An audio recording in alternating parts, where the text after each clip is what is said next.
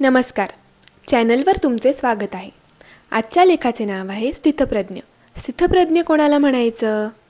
तर अत्यंत नाजूक परिस्थितीत जो कोणी गोंधळत नाही की कठीण प्रसंगात डगमगत नाहीत, अशा वेळेस प्रज्ञा आणि बुद्धी कोणत्याही कठीण प्रसंगात स्थिरच राहते. त्यामुळे शरीरही स्थिर राहणे आपल्यासारख्या सामान्य माणसाला हे कठीण वाटते, परंतु अशक्य ते शक्य करून दाखविण्याची मानसिक व शारीरिक ताकद मनुष्यातच निर्माण करायला हवी.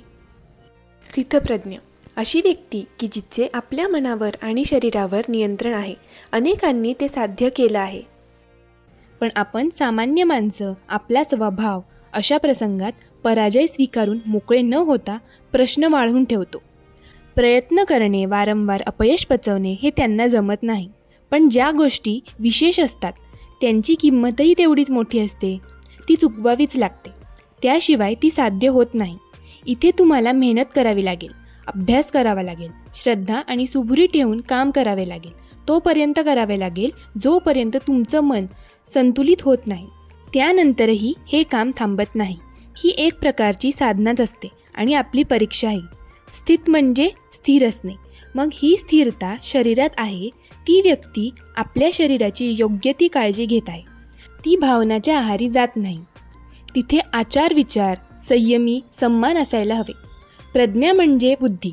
आपण जे वागतो, बोलतो, कर्म करतो त्यातून आपली बुद्धी दिसून येते. त्यातूनच आपलं व्यक्तिमत्व दिसून येतं. संतुलन म्हणजे जेवढी गरज आहे तेवढंच असणं. कमी नाही की जास्तही नाही. पक्षपात नाही. डावं नाही की उजवं नाही. हा माझा तो परका, हा भेदभाव नाही.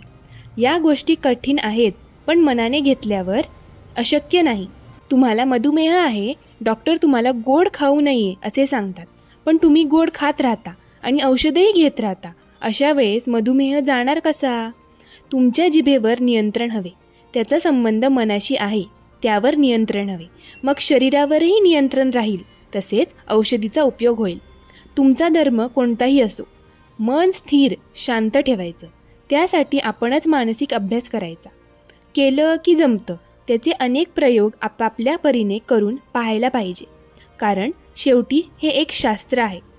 त्याचे निष्कर्ष आपल्याला कळतीलच. ही एक मानसिक शारीरिक क्रिया आहे. त्याचे परिणाम आपल्यालाच दिसून येतात. पौराणिकदृष्ट्या पाहिले तर ऐन युद्धाच्या सुरुवातीलाच अर्जुनाने हातपाय गाळले आणि त्याचा धीरही खचला. याचं कारण तो स्थितप्रज्ञ नव्हता हे आहे. म्हणूनच कृष्णाने त्याला त्याचे स्मरण करून दिले आणि सरतेशेवटी ते युद्ध जिंकलेच.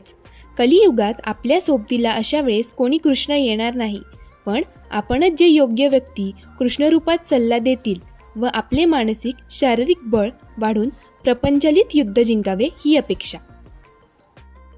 धन्यवाद. व्हिडिओ आवडल्यास व्हिडिओला लाईक करा, शेअर करा आणि चॅनलला सबस्क्राईब करायला विसरू नका.